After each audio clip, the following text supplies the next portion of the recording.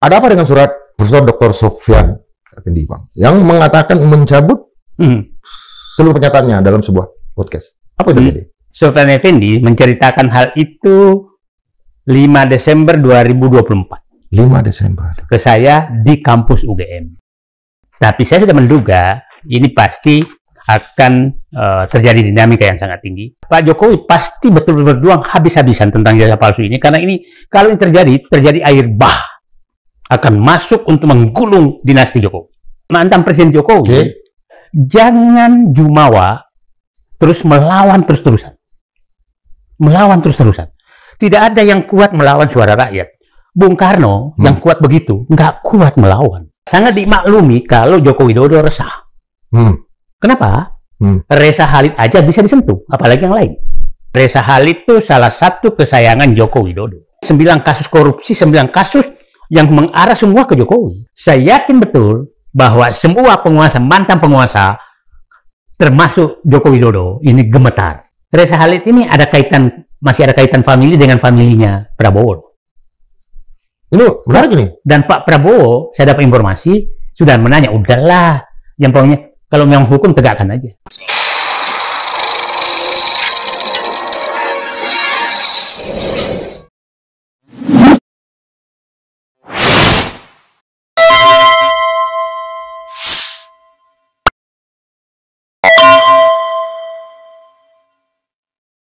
Sobat Mariluk, terjadi gelombang percepatan dalam persoalan yang terkait dengan kasus ijazah Pak Joko Widodo. Dan peta di dalam dan di luar gerakan-gerakan yang terkait dengan persoalan yang sebetulnya bukan ijazah, tapi masalah kredibilitas dan legacy dari Joko Widodo selama menjadi presiden. Nah, untuk melihat data-data ini, fakta-fakta terbaru, perkembangannya, kita hadirkan seorang aktivis intelektual organis yang pernah menjadi birokrat, kakanda kita, Bang Muhammad Saidino. Selamat datang, Bang. Saya sejak siang menunggu Abang karena tahu Abang sibuk dan saya tetap paksakan Abang harus datang. Ada apa dengan surat Profesor Dr. Sofyan Effendi, Bang, yang mengatakan mencabut seluruh pernyataannya dalam sebuah podcast? Apa itu jadi? Ini masih berdinamis, jadi belum saatnya kita buka, tapi Sofyan Effendi menceritakan hal itu 5 Desember 2024. 5 Desember. Ke saya di kampus UGM. Di kampus UGM, oke. Jadi saya sudah tahu cerita itu di kampus UGM dulu, nah, baru dibuka kemarin. Tapi saya sudah menduga ini pasti akan terjadi dinamika yang sangat tinggi. Dan Bung Indra pasti baca Twitter saya pagi-pagi. Ya. Menyatakan bahwa terjadi tekanan kepada Sofyan Effendi. Tekanan sekitar jam 7 pagi. Dan saya minta teman-teman Jogja untuk mengawal Sofyan Effendi karena kemungkinan akan terjadi ancaman kriminalisasi.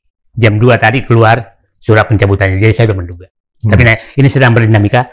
Saya lagi monitor terus apa yang terjadi sebenarnya. Jadi nanti kita akan bahas apa yang terjadi sebenarnya. Tapi saya memang sudah menduga akan terjadi seperti ini. Berarti memang ada upaya untuk menekan, ada tekanan, ada pressure. Apa dampaknya bagi gerakan, Bang? Saya pikir menambah semangat karena begini, Pak Jokowi pasti betul-betul berjuang habis-habisan tentang jasa palsu ini, karena ini kalau ini terjadi air bah akan masuk untuk menggulung dinasti Jokowi. Ini sangat normal. Ya, kita lihatlah daya tahan masing-masing pihak nih. Nah, baru saya ketemu dengan teman-teman pergerakan semakin ditekan, itu semakin menumbuhkan semangat. Karena kalau Jokowi menganggap itu biasa-biasa saja, tidak melakukan perlawanan terlalu tinggi, artinya tidak ada masalah dong. Akhirnya, jadi saya mau berharap pihak Pak Jokowi itu jangan menganggap bahwa perlawanan kepada aktivis ini mengendorkan semangat juang mereka, justru menaikkan semangat juang mereka. Karena sangat logika. Jadi umpamanya gini, Bung Indra Piliang, kita tuduh si A, tapi Bapak ketawa-ketawa saja nganggap ini, pasti kita, iya benar, siapa tahu benar. Tapi kalau orang itu melawan terus dan bertahan habis-habisan, bahkan mau menjarakan siapapun, maka pasti orang curiga ada sesuatu yang ditutupi. Dan kelihatannya hampir seluruh rakyat Indonesia sudah percaya bahwa memang ada sesuatu yang ingin ditutupi. Nah, problemnya sekarang adalah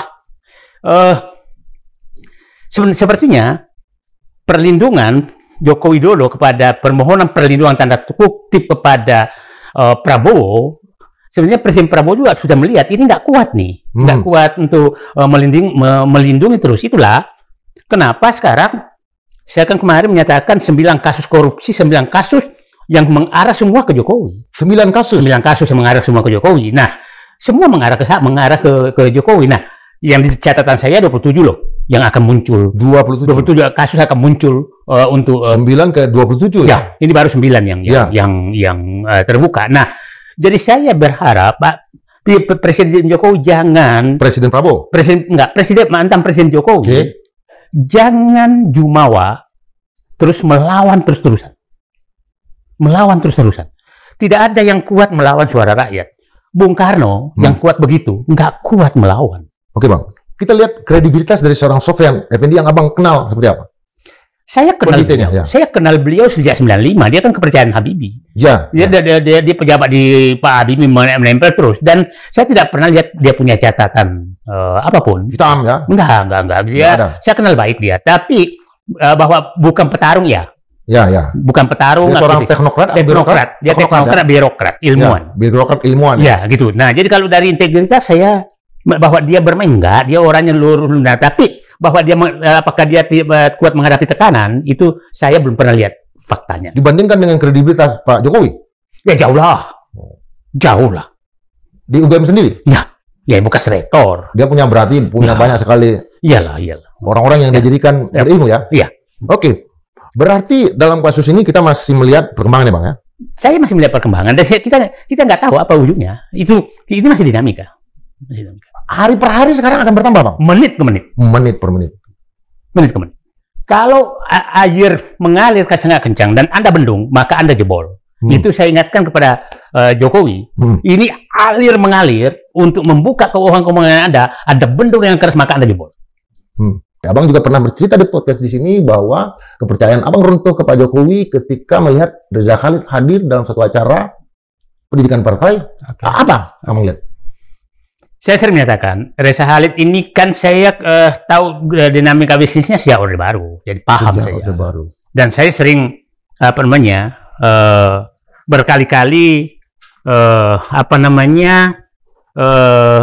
berbeda dan saling menjegal berkali-kali. Abang dengan dia? Dengan dia.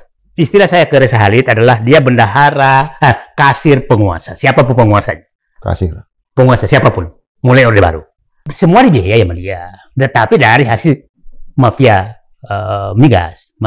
Nah, yang harus publik paham bahwa Reza Khalid itu salah satu kesayangan Joko Widodo. Nomor berapa Bang? Kalau ada tiga orang yang disayang oleh Joko Widodo, nomor berapa dia? Ya, saya nggak tahu orang sekitar Joko Widodo, tapi saya dari 1 sampai 5. Saya nggak kenal, siapa tahu ada. Saya nggak kenal orang-orang Joko Widodo. Mungkin lebih Budi Ari mungkin nomor 1 kali. Nah, agak jauh lah. Oke. Budi Ari mungkin nomor 1, nomor 2 mungkin Bahlil, nomor 3 mungkin Zulkifli Hasan. Gitu. Abang junior abang Halil terus ya. Kira-kira begitu ya. Tapi mungkin Reza Khalid. Untuk ukuran seorang kasir kan tentu nomor 1 lah. Enggak juga. Ada oligarki. Nah, Reza Khalid ini. Jadi gini, kenapa saya katakan dia kesayangan Jokowi? Pada saat Bapak minta saham, kita dipanggil untuk menghentikan pembukaan Papasit minta saham. Pada saat nikahan anaknya, nikahan Gibran, wakil presiden sekarang. Itu acara pernikahan ya? Iya. Oke. Nah, acara pernikahan dia tuh, kita lagi mengejar Papa minta saham, dia tamu VIP di Solo. Jadi saya datang, saya lihat, loh, ada pesawat pribadi mendarat. Reza Khalid keluar, loh, kok dia datang? Nah, karena saya memang hanya datang sebagai intelijen, tanda kutip, karena ingin tahu siapa sih. Abang ngintilin saya juga pernah. Ya. Ketemu di satu tempat. Ya, Pak. Nah, terus saya kasih tahu Pak Dirman, Pak, itu dia itu tahu nggak? Di foto khusus, ditahan semua undangan, foto khusus dengan keluarga Joko Widodo. Ditanya saat itu, saya minta Pak, tanya dong Pak Dirman, kita repot nih, masa orang yang kita lagi incar kok jadi tamu VIP? Nah, saya dapat informasi, Pak Sudirman saya betul nanya Pak Presiden, Pak Jokowi, kenapa Pak ini kan kita lagi incar dia Pak untuk Bapak minta saham. Kenapa jadi tamu VIP Bapak? Apa jawaban beliau? Itu undanganku, saya nggak tahu katanya siapa yang ngasih. Betapa orang ini memang detik demi detik berbohong. Nggak mungkin ya? Kan nggak mungkin dong kalau dia itu undangan selundupan, nggak mungkin dipoto dong. Masalahnya orang yang kita lagi kejar untuk, kan begini. Orang yang dikejar? Dia coba bayangkan, dia kan marah Jokowi itu. Saya orang sudi, namaku dicatut. Tapi sementara diundang. Logat abang tuh kurang cocok. Ya kan cocok. Ya nanti kita ajarin. Nggak cocok saya. Nggak cocok ya. Nggak cocok. Orang sudi ya. Dia tidak sudi namanya dicatut. Dicatut untuk minta saham. Untuk minta saham. Itu kompresi pers loh Joko Widodo. Ya, dengan gaya muka kayak marah. Murka. Nah, padahal berapa jam sebelumnya dia tuh lagi minta kita berhentikan. Okay. Tapi kita nggak mau berhenti, pura-pura jadi pahlawan. Bahwa dia marah. Itu pura-pura marah. Tapi setelah itu ternyata undangan VVIP. Jadi ini orang ini gimana bisa dipercaya? Itulah. Nah, setelah itu kan sudah muncul terus menjadi tamu dimanapun. Kalau ada acara Joko Widodo. Waktu Pilpres 2014, adakah kontribusi dari Reza Khalid ini? Saya nggak. Reza Khalid itu kan membiayai dua-duanya. Pertanyaan, dia membiayai. Tapi tahun 2009 saya tahu betul, Pak JK menolak. Nah, ya betul. Saya tahu betul. Ya, jangan terima dari itu karena bergetar bumi ini. Banyak urusan kita. Siapa tahu Pak JK nolak, yang lain terima. Oke. Iya. Jadi ada kontribusi dia di dalam Pilpres. Ya, yakin saya ada. Itu yang menyebabkan dia hadir. Saya enggak juga. Jokowi itu begini. Jokowi kan mencari orang siapa yang membiayai. Itu kan awalnya siapa itu memang musuhan, tapi ambil itu berbalik. Ini kan orang enggak. Yang penting gimana dapat banyak sekali pebisnis awalnya tidak cocok Jokowi, tapi pada saat kalau dia mau ini dia terima gitu dan aman lagi. Nah, kita masuk nih. Sekarang ini kasus. Nah, sekarang yang perlu kita tahu ini sekarang adalah apakah Prabowo betul mau menyentuh Reza Khalid dan membongkar semua korupsi yang terjadi di Pertamina? Itu pertanyaan paling inti sekarang. Nah, kalau ini terjadi, maka sangat dimaklumi kalau Joko Widodo resah. Kenapa? Reza Khalid aja bisa disentuh, apalagi yang lain. Reza Khalid aja bisa disentuh, apalagi yang lain. Dan ini Prabowo yang nyentuh. Nah, jadi kerisauan Joko Widodo sangat dimaklumi. Nah, sehingga keluar kata-kata bahwa ada agenda besar di balik ijazah palsu dengan ijazah palsu dengan pemaksulan Gibran. Jadi Reza Khalid ini seluruh presiden itu tidak ada yang bisa menyentuh. Baru Presiden Prabowo. Pertanyaan kita, Pak Prabowo apakah betul ingin menyelesaikan korupsi atau hanya berhenti di Reza Khalid? Oke. Menurut abang? Nah, saya belum nih. Karena begini, kita harus juga waspada karena Reza Khalid ini kan pada saat penggeledahan Pertamina, rumahnya, itu langsung hilang kan, ke luar negeri kan. Dan bocor. Nah, tapi kenapa lama sekali setelah baru ada di Singapura? Nah, saya dapat informasi saat itu nggak ke Singapura loh. Kalau bukan Vietnam, Myanmar itu dia. Kalau di dua negara ini lebih gampang diambil karena, tapi setelah nah, ingat pada saat penggeledahan itu Reza Khalid pergi, Erick Thohir datang ke Kejaksaan Agung kan, malam-malam kan, sampai malam, infonya sampai jam 11 malam. Nah, besoknya pernyataan Kejaksaan Agung kan menyatakan bahwa kemungkinan ada terlibat lebih tinggi. Tapi setelah itu, Erick Thohir ke sana, besoknya diturunkan bahwa tidak ada yang terlibat di atas. Nah, artinya siapa tahu ini ada bargaining gitu kan, ada bargaining. Nah, timbul pertanyaan saya saat itu, ini nggak mungkin lagi. Nah, sehingga kita menyatakan kalau nggak bisa menyentuh ke atas, Pak Prabowo berarti nggak ini lagi. Nah, sekarang korupsi ini aneh loh. Begini anehnya, ini yang tersangka tuh Hanung Budia. Hanung Budia itu Direktur Pemasaran Pertamina 2014. Oke. Padahal kejadiannya ada 2018 ke 2023. Nah, ya kan? Nah, Hanung Budia ini adalah pasangan tangguh dengan Reza Khalid dari dulu. Dari dulu. Nah, jadi hipotesa saya bahwa korupsi Pertamina ini tidak dikendalikan oleh Pertamina, tapi dikendalikan dari luar. dari luar, dan biasanya mengendalikan. Nah, jumlahnya sangat besar, waktunya sangat lama, terjadinya di seluruh Indonesia, karena itu sampai ke SPBU. Yang menariknya kan tidak ada pimpinan Pertamina yang terlibat, hanya dirut anak perusahaan. Apa yang kamu mau jelaskan?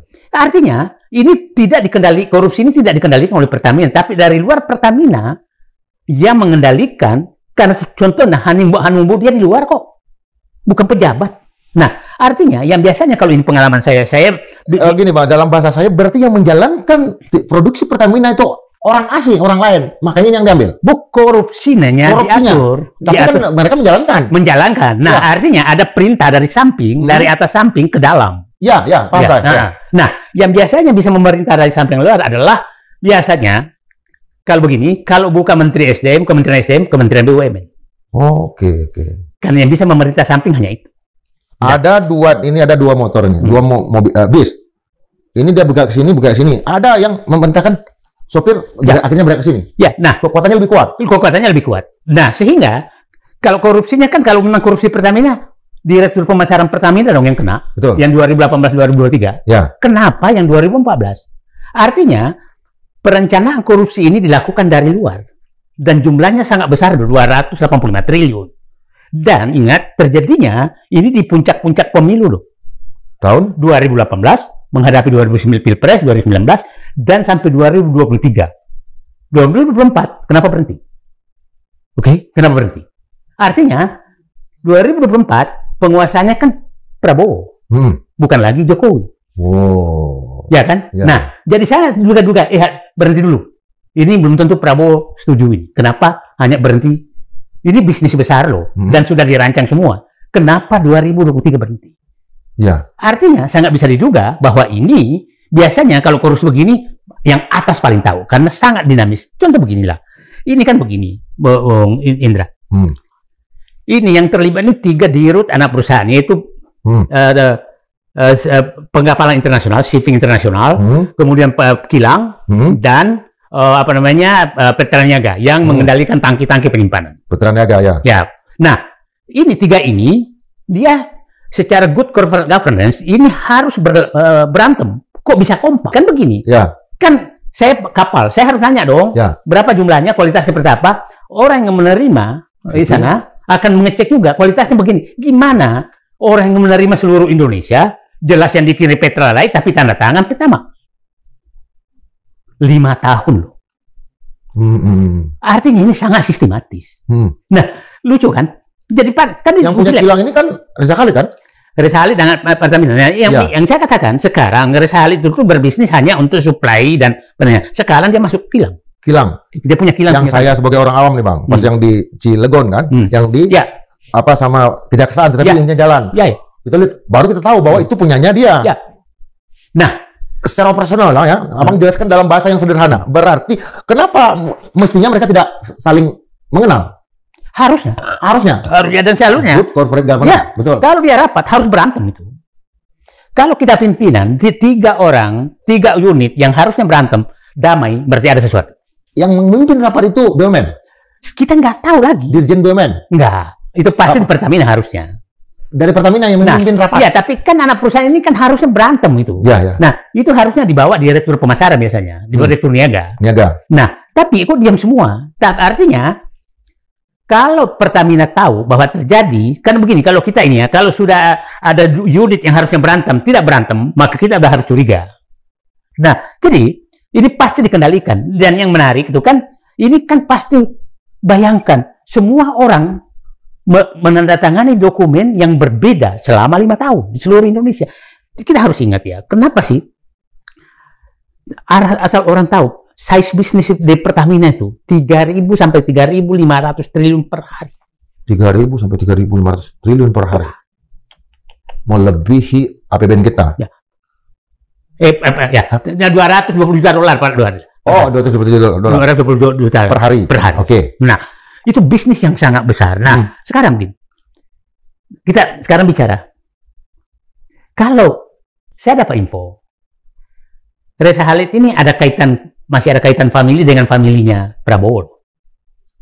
Ini menarik ini. Dan Pak Prabowo, saya dapat informasi sudah menanya, udahlah, yang pokoknya kalau memang hukum tegakkan aja.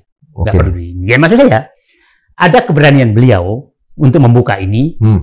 Nah, itulah saya katakan kerisauan Jokowi yang menyebabkan mungkin beliau sakit seperti yang kita lihat. Itu saya sangat maklumi karena ini air bah akan datang. Karena saya yakin betul orang-orang yang ada masalah hukum sudah ketakutan karena Reza Khalid pun diambil. Kita lihatlah Bung Indra Piliang ya. Yang saya katakan 9 kasus yang terjadi, 1 kasus ijazah palsu. Ya. Ini kan air bah akan masuk. Yang kedua akan muncul nanti kasus ijazah Gibran dan kasus Fufu Papa. Ya, kasus Fufu Papa. Nah, jadi satu paket itu? Ya, itu untuk pemaksulan. Ya. Nah, yang ketiga adalah kasus minyak goreng. Kasus minyak goreng itu kita harus paham bahwa itu ada kaitan dengan Wilmar, dan Wilmar itu salah satu perusahaan juga yang menjadi sangat dekat dengan presiden. Ya. Nah, yang keempat adalah kasus Sritek. Sritek masih ingat kasus Goodie ya kan? Dan sangat dekat dengan penyumbang masa terbesar juga, voter. Nomor 5. Yang kelima adalah kasus OTT Medan. PUPR. Ya. Yang keenam tuh kasus yang keenam ya kasus Pertamina tadi, ya kan? Kasus Pertamina, minyak goreng. Terus yang ke ini adalah Komdigi, judi online. Masuk. Itu menunggu. Yang terakhir adalah kasus pengadaan komputer di Kemendikbud. Krom. Itu, ini semua mengarah ke pusat-pusat kekuasaan. Nah, jadi ini sepertinya memposisikan Jaksa Agung untuk membersihkan semua koroni sedang berlangsung. Dan awalnya saya kehilangan kepercayaan pada saat kasus Pertamina nggak naik-naik. Nah, ini udah naik ke Reza Khalid, ya kan? Nggak naik-naik maksudnya? Nggak naik, tersangkanya hanya itu aja di bawah. Ya. Tapi ini belum puncak loh. Dan yang saya katakan, kasus korupsi Pertamina itu baru menyentuh pelaksananya. Perancang dan pelaksananya. Perancangnya itu Reza Khalid dan pelaksananya adalah yang tadi yang lebih besar apa? Yang lebih besar adalah penikmatnya. Penerima aliran dana. Penikmat dan sutradara. Itu belum. Kalau ini berlanjut, kan ada berbagai kemungkinan. Tapi saya diposisikan begini, ada 5 kemungkinan terjadi ke depan. 1, yang paling kita harapkan, Reza Khalid bisa diekstradisi, dibawa ke Indonesia dan bernyanyi. Ya, itu. Bernyanyi. Yang kedua, Reza Khalid kembali tapi masang badan. Tidak bernyanyi apapun. Dan itu biasa. Yang masih ingat dulu kasus Bob Hasan itu pasang badan tuh Pak Harto. Ya kan. Nah, dia nggak hebat. Nah, kemungkinan yang ketiga adalah dia kembali tapi karena ada negosiasi maka dia agak bebas. Yang keempat adalah dia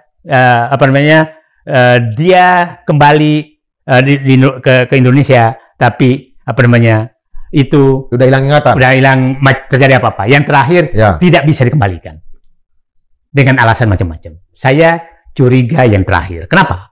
Bahwa dia nggak kembali. Karena saya yakin betul bahwa semua penguasa, mantan penguasa, termasuk Joko Widodo, ini gemetar. Singapura tuh sangat diuntungkan oleh Reza Khalid loh.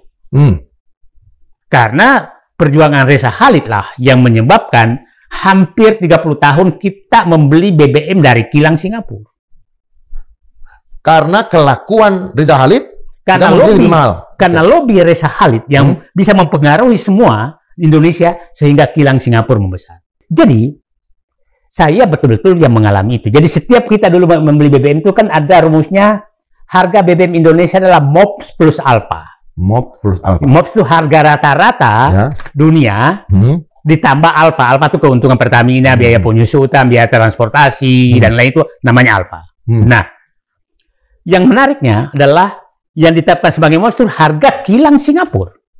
Harga BBM kilang Singapura. Ini yang menjadi barometernya, patokannya. Jadi berapapun harga minyak Singapura, itu masuk angka. Itu pasti dibeli karena undang-undang di kita, undang-undang APBN. Astaga. Nah, saya pada saat saya BUMN, saya lawan itu. sampai 2 menteri turun ke saya tidak mau bertahan karena saya menurut Nggak ada yang mempertanyakan apakah benar harga ini. nggak ada. Saking kuat namanya mafia minyak. Oke. DPR setuju semua. Uang Bayangkan, kecil. saya rapat ngotot dari pagi, sudah ditelepon dari atas, enggak, aku maunya harga BBM kita adalah harga minyak termurah di dunia, bukan harga Singapura. Oh, itu dasar abang yang paling murah di dunia yang kita ambil, Ya, itu baru yang- tambah dengan Alfa. Alfa. Tapi apa? Jam 11 malam, Menko, nggak usah sebutkan namanya, Menko Perekonomian datang dan saya minta Said Didu keluar dari ruangan. Karena abang ngotot terus. Ya, ngotot. Oke. Itu tahun 2007. 2007. Nah, ya. Oh, udah memang Pak SBY ya? Ya. Oh, Jadi saya tahu semua lah mereka-mereka ini. Udahlah. Nah, Reza Khalid ini memang dari pelaku dari dulu. Nah, ini kita. Itu Petral. Petra. Pada saat kita membubarkan Petral 2016. 2016. Kementerian SDM, Pak Faisal Basri almarhum, hasil audit di Petra Denta atau Petra apa namanya Australia, auditnya menunjukkan bahwa pengendalian Petra selama itu adalah Reza Khalid. Dari HP-HP yang ini semua mengarahnya ke sana, jadi hanya formalitas. Hal itu kita laporkan KPK, nggak lanjut. Jadi memang ini pemain nggak bisa disentuh. Gitu. Nah, sempat hilang. Jadi pada saat itu sempat hilang tuh pada saat trio di Pertamina itu Ender Hartono 100 sebagai komut, Ari Sumarno dirut dan Sudirman Said sebagai pelaksana penggandaan. Ender Hartono mantan Panglima TNI. TNI sebagai komut, Ari Sumarno sebagai dirut. Ari Sumarno di belakangnya apa? Hah? Profesional ya? Profesional Ya. dari Pertamina di dalam. Sudirman Said apa? Ya, Nah, oke. itu diberhentikan kan? Pertamina beli langsung dan Sudirman Said yang kemana-mana gitu, dapat kita harga murah. 2007. Sudirman Said kan menjadi menteri 2014. Enggak, itu masih di Pertamina dia. Oh, dia di waktu dia di Iya, di Pertamina. Pertamina. Sebagai apa dia? Dia kepala divisi ISG, Integrated Survey Chain. Oke. 2007 dia di Ya, Pertamina. di Pertamina. Oke. Pertamina. Oke. Nah, setelah itu dia sedang di Eropa, ditelepon. Ini permintaan pemerintah, hentikan itu. Ini maunya. Masuk lagi lah, dipecatlah Sudirman Said. Nah, Ari Sumarno juga diberhentikan. Diganti Karen. Nah, Ender Hartono mengundurkan diri. Ya. Nah, ini supaya publik paham bahwa memang ini pemain. Dirut pun bisa dihentikan oleh Reza Khalid. Setelah itu hidup lagi. Tapi kan Karen juga kena kan? Nah, Karen ini yang menghentikan Sudirman Said. Ya betul. Itu yang betul. menghidupkan itu Karen. Menghidupkan lagi kan Menghidupkan lagi mafia. mafia ini. Jadi, nah saya mengingatkan semua publik, janganlah berbuat curang karena pendek sekali Anda akan terkena. Nah, jadi itu yang nah, jadi orang Reza Khalid ini hidup terus mati lagi. Setelah itu Hidup terus mati. 2014 mati lagi karena Sudirman Said Menteri SDM. Ya. Saat itu kan mati lagi kan. Tapi setelah Papa minta saham, Sudirman Said di-out-kan, kita semua out. 2006, 2007 hidup lagi. 2017 hidup lagi. 2017. Tanpa kita tahu karena dia di dalam, kita di luar. Kita di luar. 2018 terjadilah korupsi ini.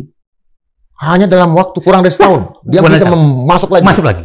Nah, itulah apa namanya? Keahliannya ya. Keahliannya dia. 2015 itulah perubahan Joko Widodo. Yang saya bilang mengkudeta negara itu, dinasti Joko Widodo terjadi 2016. Saat itu dikeluarkanlah orang-orang baik semua. Ya. Sudirman Said, Anies Baswedan, Rizal Ramli, Jonan, Saleh Khalid, terus siapa? Si Ferry Musnabaladan dihabiskan oleh apa semua ya. Nah, itu kan. Terus PDIP karena dianggap bersokongkol. Ya, masuklah apa namanya? oligarki semua ini, pengusaha-pengusaha ini menguasai. Pak Prabowo betul-betul dihadapkan pada pilihan, maukah memberantas korupsi? Dan kalau Pak Prabowo kan begini, Pak Prabowo kan menyatakan terus, mari hormati Jokowi, itu kan. Ya. Hidup Jokowi, hormati Jokowi. Pak Harto juga menggantikan Bung Karno, menghormati Bung Karno loh. Ya, menghormati Bung Karno loh, tapi bukan berarti melindungi hukumnya. Ya. Pak Habibie menggantikan Pak Harto, tidak bisa menghalangi proses hukum loh. Nah, itu yang kita harapkan. Pak Prabowo hormatilah, tapi jangan menghalangi proses hukum. Apakah dia akan bisa hidup lagi, Rizal Khalid, atau selesai yang hidup nanti di Pertamina? Saya menyatakan keahlian dia tidak bisa diinikan, karena sebenarnya penguasaan jaringan itu dikuasai betul di dunia. Karena ini bisnis minyak ini bisnis kepercayaan. Karena nggak ada namanya case apa segala, itu kan detik demi detik negosiasinya. Karena pura-pura lelang, jadi berbeda sekali dengan bisnis lain. Nah, saya nggak tahu regenerasinya, tapi ini generasinya Rizal ada kemajuan, karena kalau bapaknya dulu hanya dagang, anaknya udah masuk ke sebagai Pertamina kecil, kilang. Dia lebih konkret, lebih kelihatan bahwa dia memang pebisnis. Nah, dia pebisnis atau yang udah ada yang punya SPBU di sekian tempat, Bang. Bapak, ya mungkin, tapi dia tahu itu kecil untungnya, dia nggak. Ya artinya saya bilang bahwa real bisnisnya jadi ada. Nggak ada. Oke, Bang, kita berhenti di sini dulu, Bang. Salam merdeka 100%.